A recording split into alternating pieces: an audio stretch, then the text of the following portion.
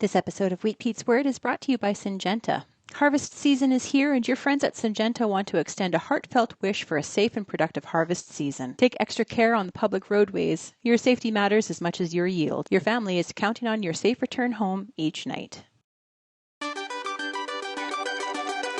Good day, and welcome to Wheat Pete's Word here on Real Agriculture for Wednesday, September the 24th.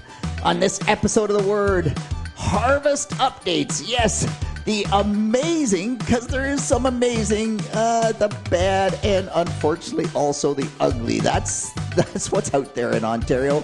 Then, cool ideas. Yeah, that's neat, but be careful, because artificial intelligence isn't always that intelligent. After that, agronomy. We will talk weed control. We will talk phosphorus. So many questions there. We will talk seed treatments, and hopefully we'll even get to some long-term soil health data. Let's go!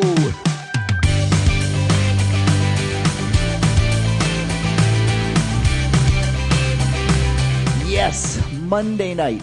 Incredibly fortunate to be invited to speak at the University of Guelph Soil and Crop Club. And let me tell you, the future of agriculture is unbelievably bright.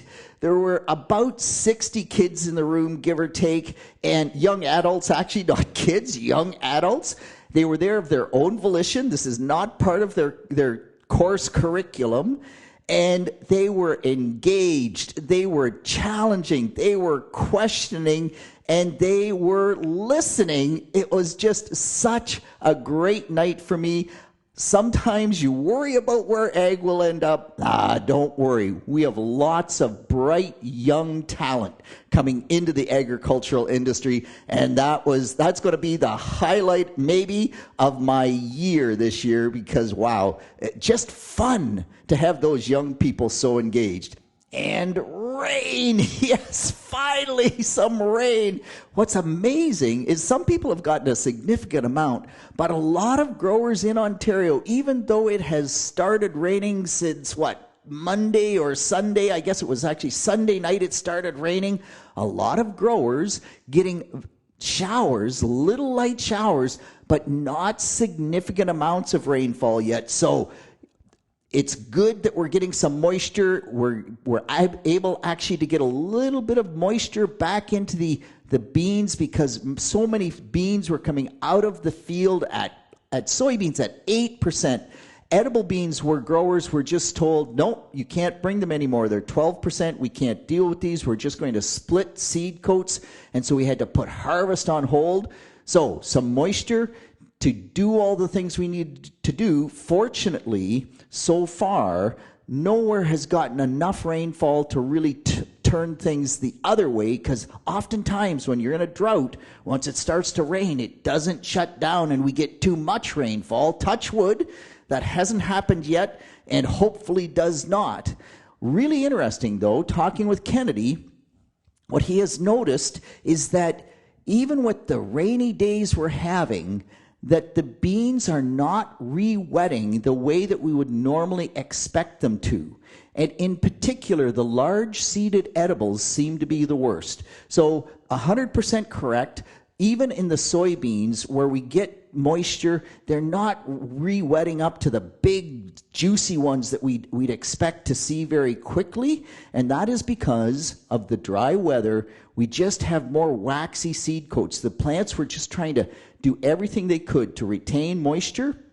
And so once you get that really waxy seed coat, you don't get migration of moisture into the kernel as fast as you would when you don't have that waxy seed coat. What's really interesting is in the large seeded edibles, the kidneys and the cranberry beans, Kennedy's saying that they just, like, you could get a full day of rain and they don't re-wet at all. And the other interesting note about the large seeded edibles in particular is that they are extremely light. You load the truck, normally on the truck you would have 36 ton. You take it to the elevator, you've only got 32 ton. They're just really light bushel weight, and the density is not inside the seed because they were too dry. They couldn't pack that seed full of carbohydrate, of starch, the way that it normally would. And I really think that we have two things going on. One, waxy seed coat, not letting the moisture back into the kernel. And number two, even when it gets into the kernel, because that starch isn't packed as densely, it's kind of like sand soil, doesn't really get capillary action, so it doesn't bring the moisture from down deep in the soil back up because the pore spaces are too big. It's almost like the pore spaces inside those kernels just aren't moving that moisture into the kernel the way that we would normally expect. So some really, really interesting things from that standpoint. But the rainfall has released the cover crops and released the crops we planted a lot. I think last week I mentioned that canola was just really slow to grow. It was struggling to find moisture. The rain came, and Josh, my great friend, said, canola is not canola, it's a rocket. It just took off unbelievably. The oat crop has as well, the cover crop oats. The rainfall will help the double crop soybeans that are not quite mature yet, although there's not a lot of those out there. Unfortunately, too late for most soybeans and most corn. But nonetheless, really great that we are finally getting that moisture and some rapid growth. Scott saying that his wheat emerged in 5 days. He planted it a bit on the early side. Of course, we had all those warm temperatures. He got it into moisture, because that was my question. Did you get it into moisture? His wheat emerged in 5 days. But the other side of that coin is Mark out along Lake Ontario, broadcast wheat into soybeans. Mark does it all the time. And almost 3 weeks later, without any rain to speak of, just a little hair root. So the broadcast wheat is just a little bit suspect at this point. Mark has gotten some rain, but not a lot yet. And so hopefully that wheat does survive. The other really interesting thing is that I actually expected we would have a lot of corn pretty close to black layer by September the 24th. There's corn that is almost there, but a lot of corn is still kind of half milk line, 3/4 milk line, and you shake your head and say, why is that? Look at the weather data. We are 1 to 200 crop heat units behind the 10-year average. That number really surprised me. I hadn't been paying attention.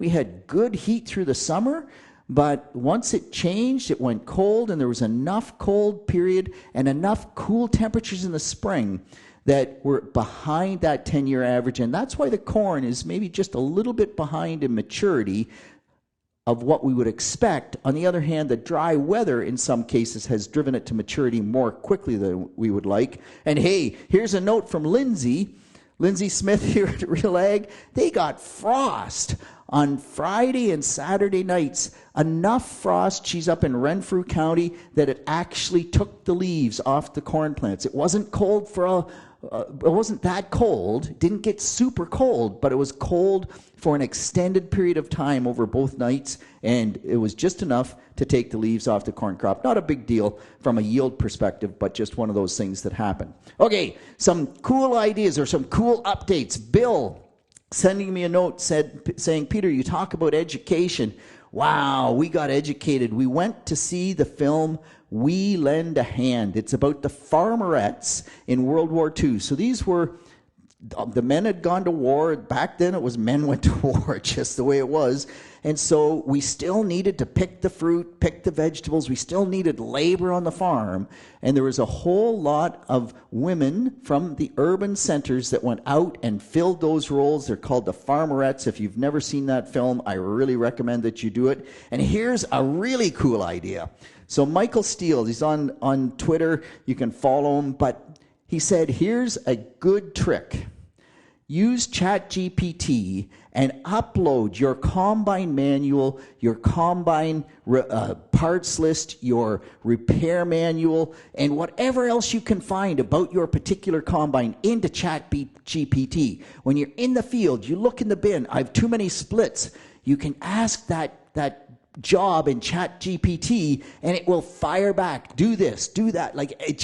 It's a really cool tool from that perspective. I'd never thought of that, but that is a neat use of artificial intelligence. Meanwhile, Elvern sending me some questions saying, okay, Pete, So I had really good edibles, 40 bushel per acre, basically 26.8 ton per acre.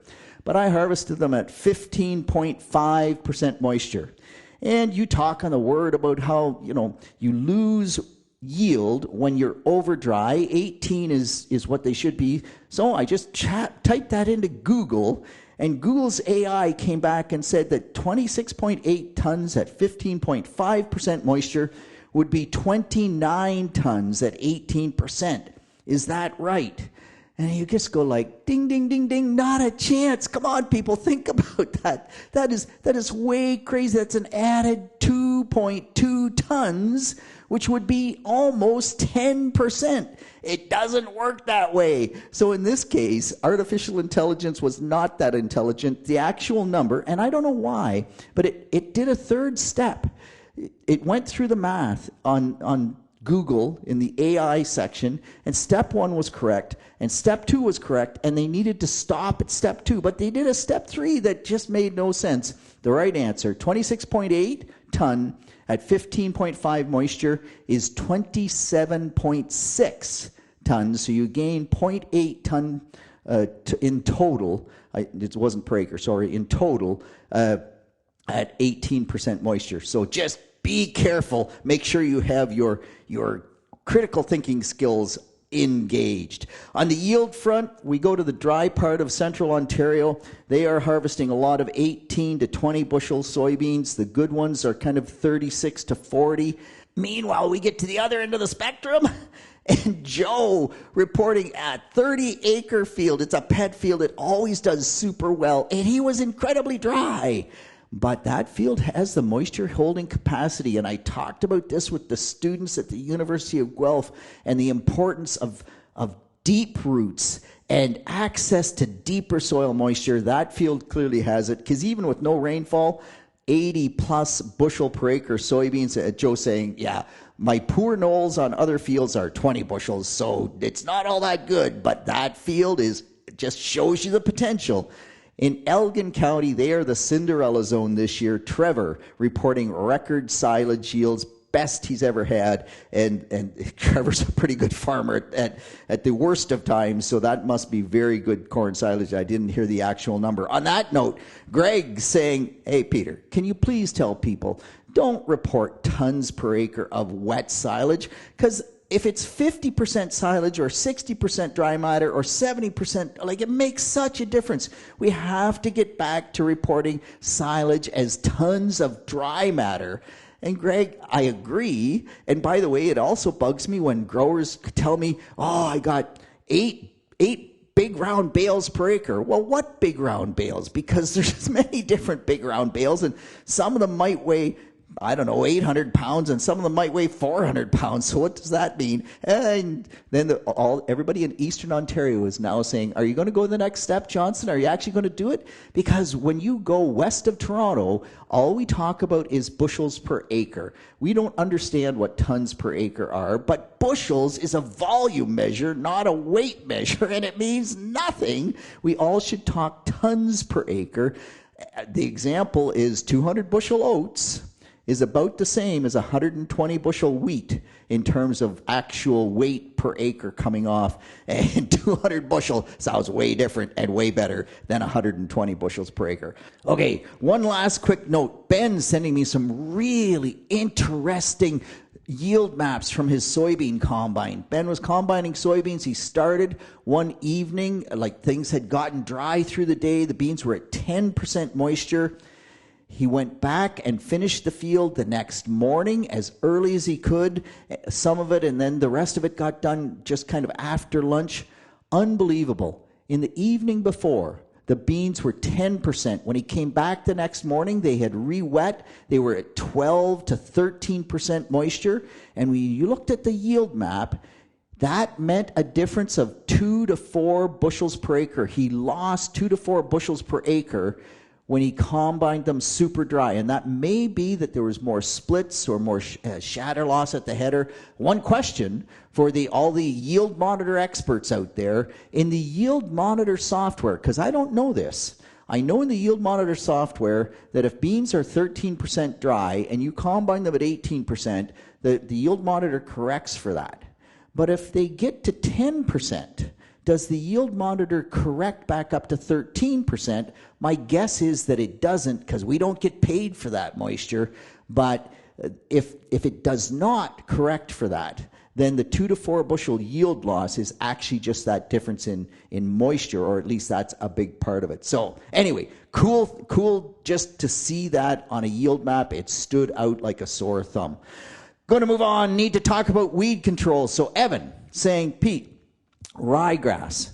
The glyphosate missed the ryegrass this spring. We hit it with a Sure. We really hurt it, and we thought we killed it. Planted wheat. Here it comes back. What do I do in my winter wheat crop? So grass weed control in winter wheat is getting to be more and more important. And the glyphosate missing ryegrass, I've talked about this a number of times.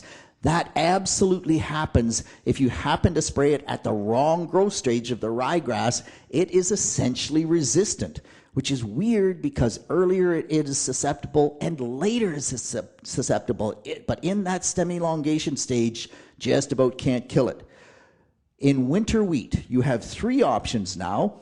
Focus, which you would apply pre-emerge, which is Ryan Benjamin's favorite. He's a great agronomist, Lambton County. He says, I'd rather get it on because I'm not sure if I'm going to get the weather to go in post-emergent. But if you miss that pre-emerge with Focus, you can either use Simplicity, or you can now use a new product just registered from Bayer, Velocity M3.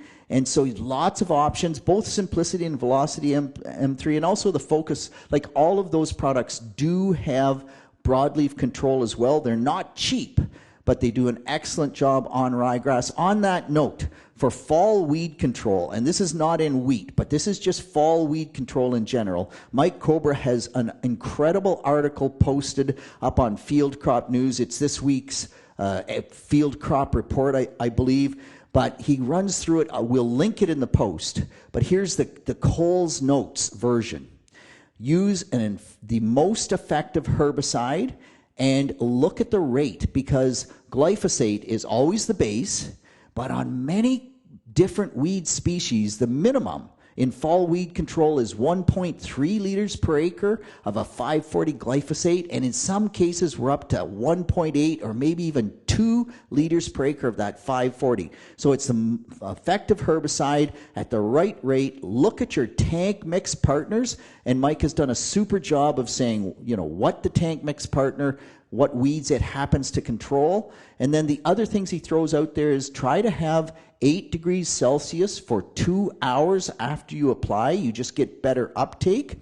If you've had a frost, if you're Lindsay, you've had a frost, wait 3 days, make sure the frost hasn't damaged the plant material of the weeds that you're trying to control. And I mean, in Lindsay's case, I doubt it has, because it wasn't that much of a frost. But as fall moves on, that gets to be an issue. And wait 72 hours, 3 days before tillage. The longer you wait, the more time you give for that product to move into the weed and actually give you good weed control. One note out of Mike's article that I hadn't picked up before, but tank mixing Express SG with your glyphosate will give you scentless chamomile control. And so for the people in the Niagara Peninsula who fight with scentless chamomile, fall application may well really do a lot in terms of that fall control. Okay, move on. I want to talk about phosphorus, and to kick it off, Monday night I couldn't join because I was with the Soil and Crop University kids, and that was awesome. But I missed an incredible episode of The Agronomist on phosphorus with Andrew Margineau out of Illinois and Dan Kaiser out of Minnesota. Again, we'll link it in the post. If you get a chance, watch it. It is excellent. But on the phosphorus note, so Dominic saying, okay, Peter, wheat. Starter on wheat. The typical program has been 300 pounds per acre of a 5-13-36. The price of fertilizers, is that where I should be? What should I do? And I'm going, okay, wait a minute. Everybody listening, and I don't understand where this comes from, but our data is incredibly clear. Winter wheat is almost non-responsive to potash applied in the fall. And that is even on soil tests as low as 50 parts per million of potash. We went in our long-term PK studies, we put potash with the seed, and we could not get a yield response. Winter wheat responds to phosphorus, and phosphorus in the fall. So a 5-13-36 makes 0 sense to me. There's nothing wrong with the potash. It will maintain your soil test levels, but if you are looking at ways to reduce costs and still grow excellent winter wheat, dump the potash. 0 benefit. So with starters on wheat, it's whether you're broadcast, we talked about this last week, or you can put it seed placed, it's all about the phosphorus. So Austin then says, well, what about triple superphosphate? I see some articles on the web. So triple superphosphate, if you're not aware, is a 0-46-0, so 46% phosphorus. And MAP is 11-52-0, so it's 52% phosphorus, or actually P2O5, not pure phosphorus, regardless. And we look at that, and there's all these articles about how, TSP ties up with calcium, doesn't work with as a starter, and there's other things that says it's more available quickly in the soil. Come on. It's triple super phosphate. Phosphate is phosphate. In MAP, it's monoammonium phosphate. Phosphate is phosphate. They are sources of phosphate. That's what the plant needs. They are the same. MAP, because it has a little bit of nitrogen with it, actually the phosphorus gets into the plant more easily.